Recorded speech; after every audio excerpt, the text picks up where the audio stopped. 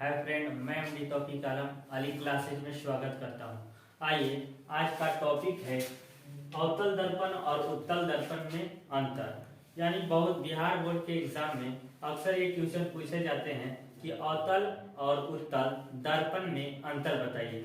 तो आइए इसको देखते हैं।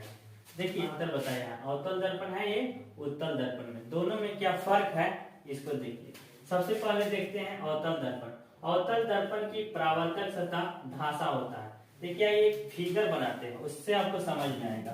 मान लीजिए इस फिगर को, ये अवतल दर्पण है, ये है क्या है, अवतल दर्पण के ध्रुव है, ये फोकस है, ये वक्रता केंद्र। इससे आपको अच्छे से समझ में आ जाएगा।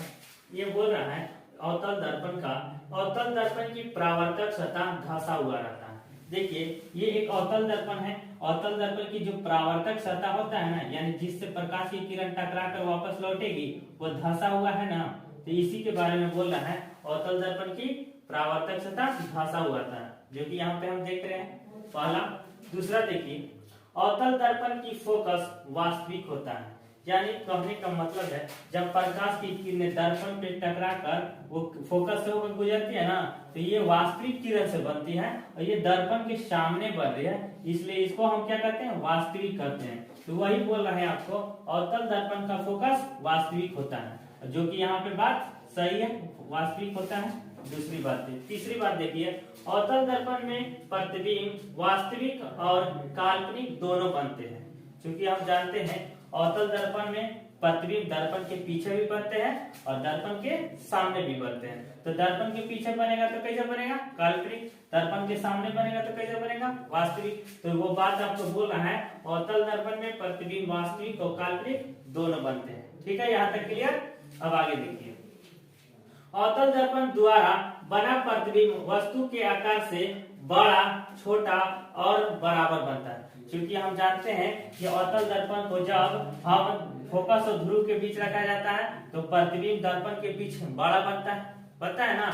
जब वस्तु को फोकस पर रखा जाता है तो प्रतिबिंब अनंत पर बनता है, छोटा पर बनता है। जब वस्तु को हम वक्रता केंद्र पर रखते हैं तो प्रतिबिंब वस्तु के बराबर बनता है। तो यही बात बोल रहा है, जब अवतल दर्पण द्वारा बना प्रतिबिंब वस्तु के आकार से बड़ा, छोटा और बराबर बनता है, यही बात बोल रहा है। अब आगे देखिए, अवतल दर्पण को अभिसारी दर्पण कहते हैं। इसलिए कहते हैं कि ये प्रकाश की किरणों को एक बिंदु पर जमा करते हैं। मान लीजिए अनंत से प्रकाश की किरणें अवतल दर्पण पर पड़ा और पड़ने के बाद फोकस पे गुजरेगी, और दूसरी प्रकाश की किरणें अनंत से आया और पड़ने के बाद फोकस पे गुजरेगी, फोकस पे पड़ेगी। तो इस प्रकार क्या हो, प्रकाश की बिंदु जो है, आने वाली प्रकाश की किरण एक बिंदु पे जमा हो रही है ना, तो अभी जमा हो रही है, यानी एक बिंदु पर क्या हो रही है, जमा हो रही है। तो इसी को कह रहा है अवतल दर्पण को अभिसारी दर्पण कहते हैं, क्योंकि ये प्रकाश की किरणों परावर्तन होने के बाद फोकस पर मिलती है वास्तविक रूप से। यानी कहने का मतलब ही हुआ, अवतल दर्पण प्रकाश की किरणों को एक बिंदु पर जमा करती है, कहने का मतलब होगा। इसीलिए हम इसको अवतल दर्पण को अभिसारी दर्पण कहते हैं। यहाँ तक क्लियर हो गया अवतल दर्पण से संबंधित। अब देखिए उत्तल दर्पण के बारे में समझते हैं। तो उत्तल दर्पण को फिगर बना लेंगे, फिर समझेंगे, आसानी होगा समझने में। देखिए उत्तल दर्पण ये बना लिए। उत्तल दर्पण की जो है परावर्तक सतह उभरा हुआ रहता है, ये लिख लिया हम। ये देखिए उत्तल दर्पण का है, ये फोकस, ये वक्रता केंद्र है और ये ध्रुव है।